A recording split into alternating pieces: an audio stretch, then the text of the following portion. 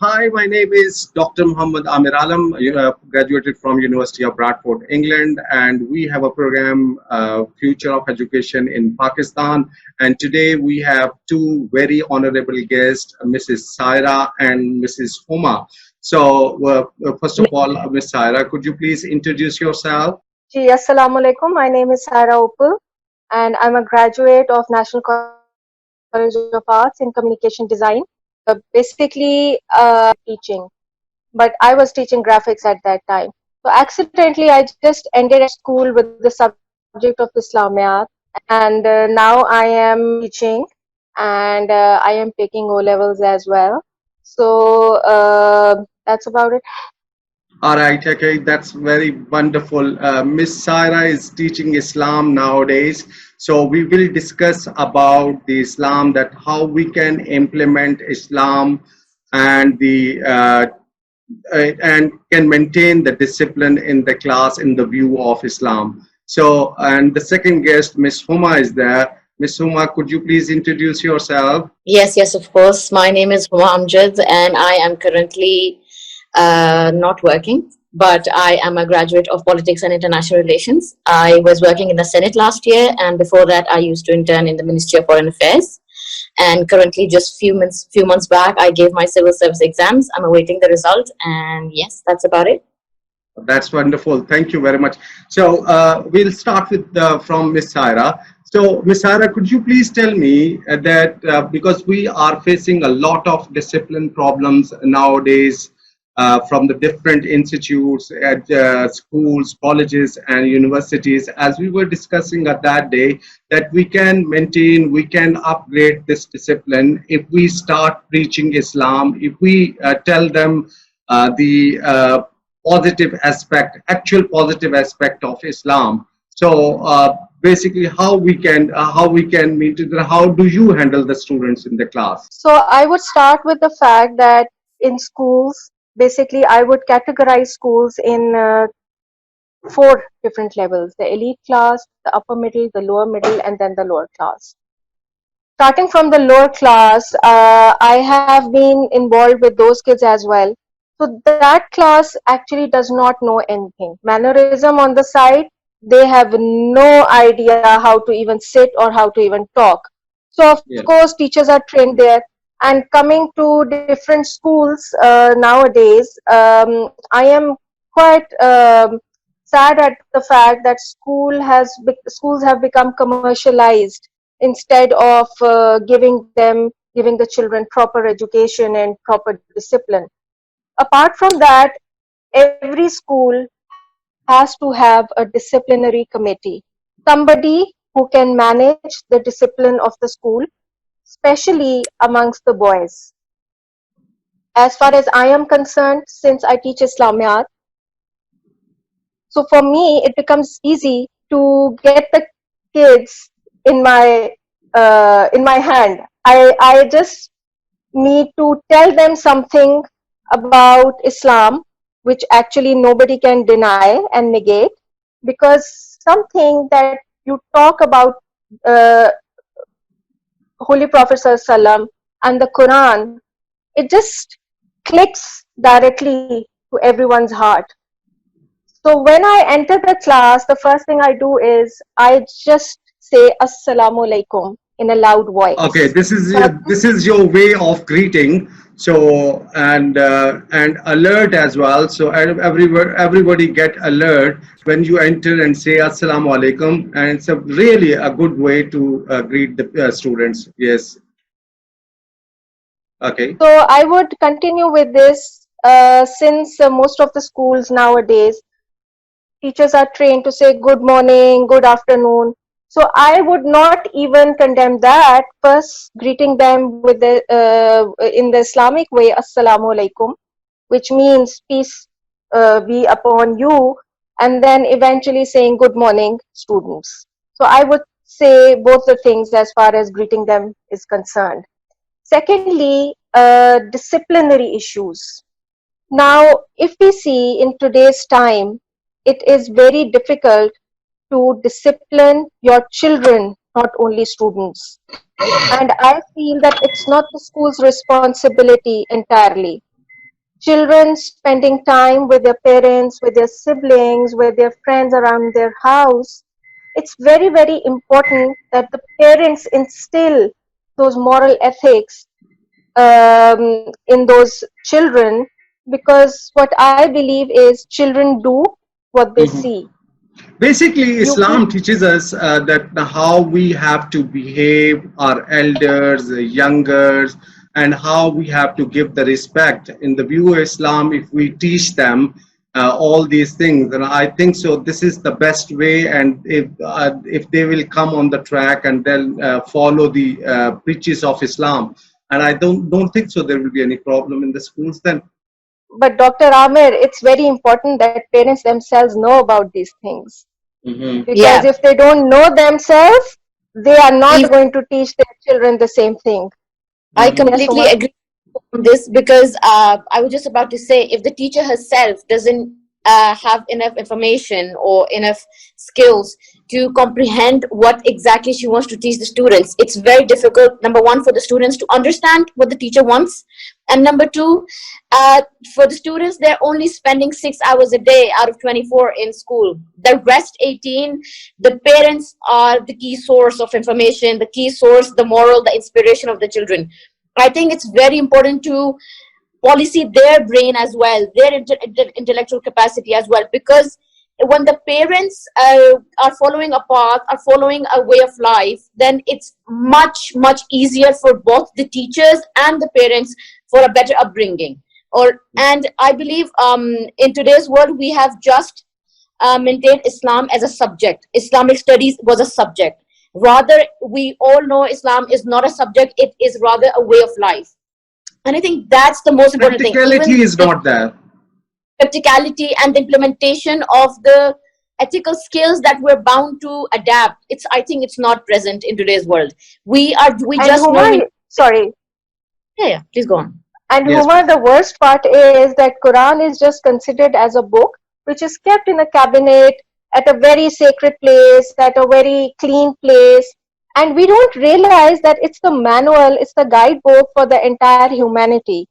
And as far as we, being Muslims, are concerned, we have to adapt to all the teaching and commands that Allah has given us. And Absolutely. unfortunately, we don't even know what is inside that And book. just I give you an example that nowadays, especially the young students, they used to tell a lie. So, and just like if they are playing some game, and then if you go and ask them, what are you doing? And they'll change that website, and they'll mean to say, keep on telling a lie. No, I was not working on that, and I was doing something else, and all these things. So, in Islam, it is very much clear that the telling a lie is the root of all the sins. So such Yeah, kind of examples are there. If we will give them such kind of examples from Islam, I think so they can mean to say that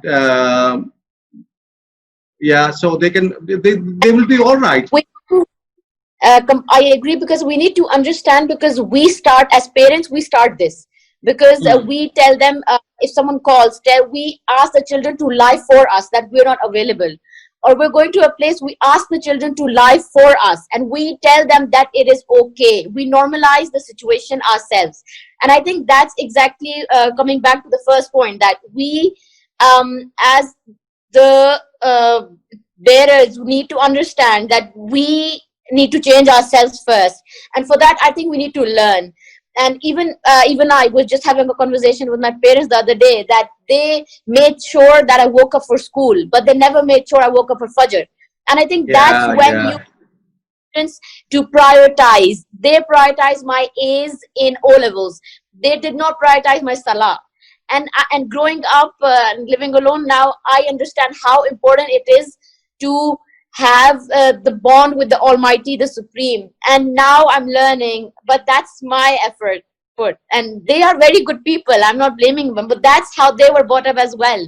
They were Yeah. taught to And educate. Huma, I must tell you, when Allah wants someone to be on the right path, Allah makes the solutions easy. Allah makes those ways easy where you automatically start following the guidelines. And you know, Hidayat never Yeah, comes to random people. It always comes to those who actually ask for it. This is in the Quran. So yes, coming back to the students and the school's discipline, All right, it's okay. So very I want to add one thing here, Miss Saira. So, do you think that we don't have the counselors in the schools, those who can play a very good role among the parents, teachers, and the children? So, what do you say about this particular area if we can improve? I 100% agree with you. We need to have counselors, but usually what schools do is they have counselors on board who are just aiming on the future profession of the children and their aptitude towards different subjects. At this time, I haven't seen any counselor that is who is actually giving the moral values and the moral ethics to the children. There are very few schools where Islamiyat is taken not only as a subject but beyond that. Now it's the responsibility of the teacher, not only Islamic studies teacher, whether it's English or math or social studies or whatever subject it is the duty of the teacher as well that if they see somebody misbehaving in the class, they would certainly stop that action of the child, not in a rude way, but in a very friendly way, the way that child is going to understand. You have to come up to their level so that they understand things. Now, teaching different grade levels, I have experience of almost 10 years plus, and I've been teaching different grade levels. So I actually know handling small children is easier than handling older children. Why? Because small children, their mind is like a sponge. They Mhm. absorb things which the teacher is telling them. And I am very sure that those small kids, for them, their teacher is ideal. She is the role model. So Yeah. if the teacher herself does not know the basic Islamic values and ethics, she will not be able to instill those concepts in those children, which they will go home and tell mama, do you know our teacher was saying this today? And of course, parents get happy with the fact, oh, the teacher is actually teaching our kids about moral ethics and moral values. And at the same time, coming up to the older children to higher grades, it's very important to come up to their level to make them understand. Just as All right, please, example, Ms. Sarah, at the end of the program, if I ask you to conclude it and suggest to the parents 2, 3 points in the view of Islam that how they can maintain the discipline of their children, just in the points, if you if can explain in 2, 3 points, yes, yeah, suggest them, yeah, yes, please. as a teacher, I would really appreciate those parents who will teach their children how to behave well, how to respect others, basically all the values of the Sunnah. And I'm sure a lot of parents already know about it because they've been hearing those things, not going even into the detail. But I am sure that everybody would want to follow the teachings and commands of the Quran just to make sure how to spend their lives. Good, Second thing okay. is, as a teacher, you would instantly recognize that children who behave well in the class are coming from the families who are not only well educated, but they instill those moral values in their kids. Small things, saying thank you, saying sorry, apologizing to others, helping your Please. peers. So these are small things that children can do easily in the Yeah, class. And all I'm right. sure if 2 or 3 kids are doing that in the class, the others would condemn them. Oh, he's a mama's boy. Whoa, look what he's doing. At that very moment, it's the responsibility of the And I teacher want to to raise tell them. one more point. In the last, I mean to say, few days ago, Governor Server has announced a policy for the university students that they have to recite the Quran as well as the translation in Urdu. So it is really a very good initiative. It's really a good initiative. But why not in English? the translation in I English think as well. I'll tell So you. basically, I'll tell you. basically now our students are connected to worldwide through the social media or through other ways. So if they know about the concepts and if they can communicate to the other communities the actual true aspect of Islam and can communicate with them and can mean to say convey their message. So I think so that they should know the translation in English as well. I tell you why. Because Urdu being our primary language, I teach at NCA, okay? And in NCA, there are like 50% students who are from tribal areas, from Waziristan, from Balochistan, the Hazara community. These are the students who do not understand English No, because, of course, give a kind of option. Give a kind of option that if you want to yes, learn the yes, this translation in should be Urdu done. or in This should English, be done. right? So, and This especially should the be done. student, those who are good in English, they can learn the translation in English. Yes, What do I you yes. believe think, in Miss But Suma? well in FSC. I think I haven't done FSC, but I think they give you an option to choose if you want to do it in English or Urdu, Exactly. Islamic. Yeah, I yeah. think that would be so, yes, they should be given an Because option. And I especially tell we you, are connected to the reading Quran, international platform, and I our students agree. are I very much agree. connected to the international platform. So, I agree. I yeah, the totally agree. students should know all the So they things. should be given an option. But I tell you, reading Quran with translation in English, it's much difficult than reading Quran with translation in Urdu. I Yeah. think And I would differ here because for me I had Urdu as a subject for a long time, but for me English is the way to go. I mean, I never understand Urdu. In fact, like I don't never know where Correct. the word or where it starts. So, but Yeah. I think it's a matter of choice and your upbringing and your educational yes, path. yes, I think definitely. So anyone who would want to adopt the translation in English, most welcome. They can choose. But yes, they should have an option whether Correct. to choose Our English third or guest is here, Mr. Munib. Mr. Munib Ali, welcome. Mr. Munib, could you please introduce yourself first? Thank you very much, Amir. How are you and I'm all how right. is everyone I'm all there? right. Good. Okay, thank you very much. Lovely to have all those guests come along. And I'm Professor Munib, and I am working with the Department of English, Government College of Science, Lahore. Apart from that, I've been working with various institutions. I've been associated with American company. This is the third ranked highest language and training company of the world. I'm also working with Regional English Language Office, United States of America, and there is still a long chain to A go. very I well mean, experienced man, my very well experienced man. So we are very lucky to have you, Mr. Munib. And today our discussion is about Islam and how we can maintain the discipline in the school by using the practice of Islam. So we have a teacher, Miss Saira. Miss Saira, who's teaching Islam in the schools, and one more very respectable lady from Islamabad, Miss Huma. So Miss Huma is basically related to international relation, right? So we were discussing in the last point. We were discussing about the initiative Governor Sarwar had taken that every student of the university has to recite the Quran with the translation. It's a really, really appreciable and a very good initiative.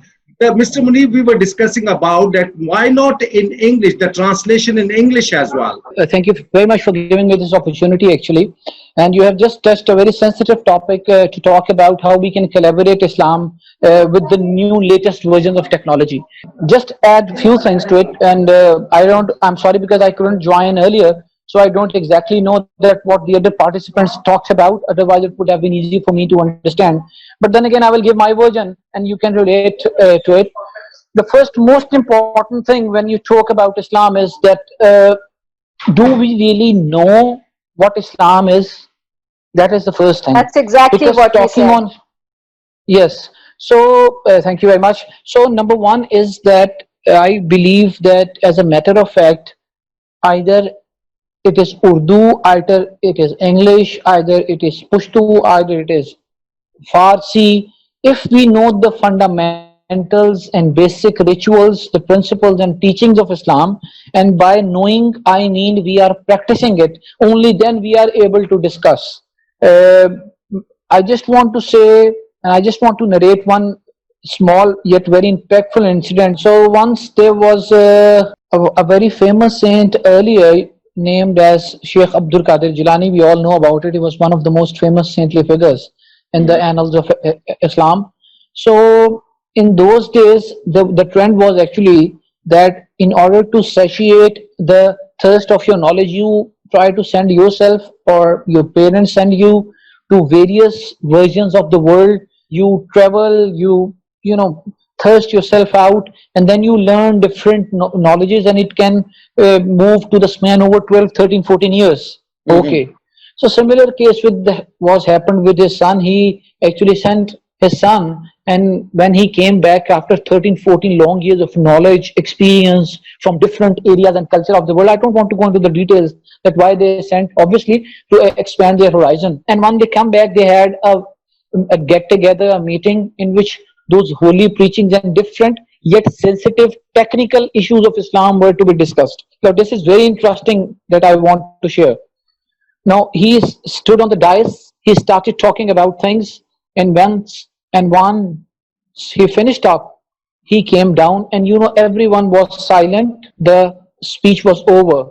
All right. As So and basically, when, Mr. let me Munib, finish. that we are going to wind up the program. So and just want this is the one thing that okay, we are going to wind up with your. All right. Okay. If you conclude it, and could you please explain something that with the help of Islam, how we can maintain the discipline in the class? So actually, my practice was in this example that once you practice something, only then you can be effective.